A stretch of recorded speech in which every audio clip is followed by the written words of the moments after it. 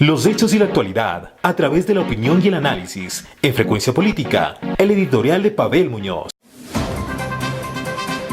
Las víctimas de la austeridad. La semana anterior, una asambleísta de la provincia de La Suay, que hasta hace poco era parte de las filas del partido Creo, levantó su voz de rechazo por la falta de recursos asignados a la Casa de la Cultura de su provincia. El reclamo tuvo el apoyo de todo el Pleno de la Asamblea Nacional. Y el hecho es destacable.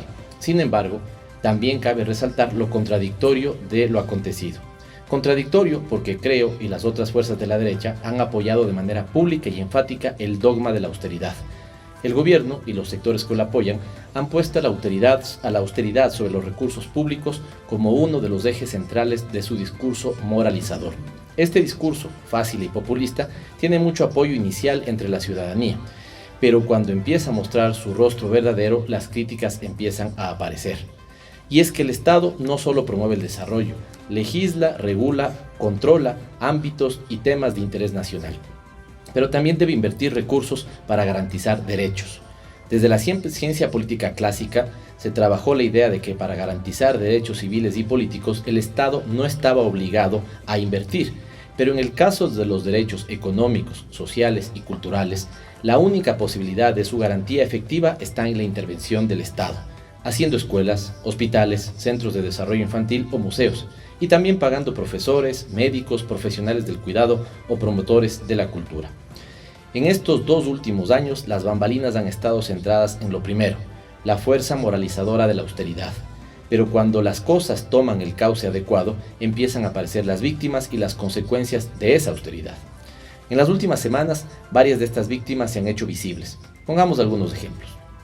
El deporte ha sido una materia maltratada en este gobierno, pues se criticó la inversión en centros de alto rendimiento, se eliminó la institucionalidad y se dijo que los deportistas no ganaban nada para alegría del país.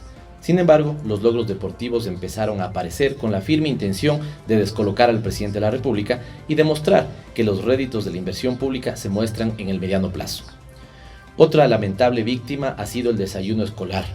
Uno de los anuncios más criticados del presidente Moreno fue desmontar el desayuno escolar como un derecho y convertirlo en mecanismo de compensación por la vía de la focalización.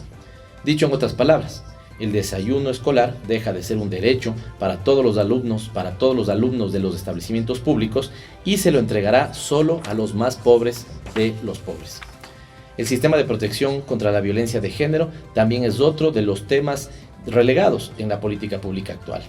A pesar de que se aprobó una ley que pretende erradicar la violencia contra las mujeres, el gobierno no solo que no ha canalizado los recursos económicos necesarios para cumplir la ley, sino que de manera cínica habla de una disminución de casos y pretende mostrar avances en este tema. El bono de desarrollo humano, a pesar de haber sido una propuesta emblemática de campaña, también ha sido traicionado. Mientras la lógica dice que a mayores niveles de pobreza los beneficiarios del bono deberían subir, en el gobierno de Moreno las cosas suceden al revés.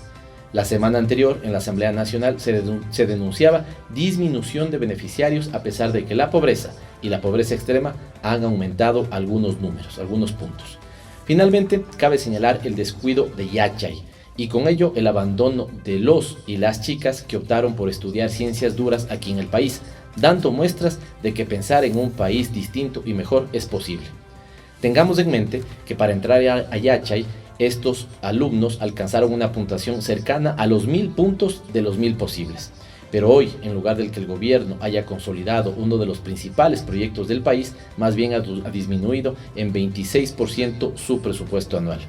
Así podríamos seguir señalando ejemplos de cómo el gobierno asumió la receta del Fondo Monetario Internacional y con ella ha condenado al país a no crecer económicamente como nuestras necesidades lo exigen, a aumentar el desempleo en el país y con ello a incrementar la pobreza y la indigencia. El editorial de Frecuencia Política.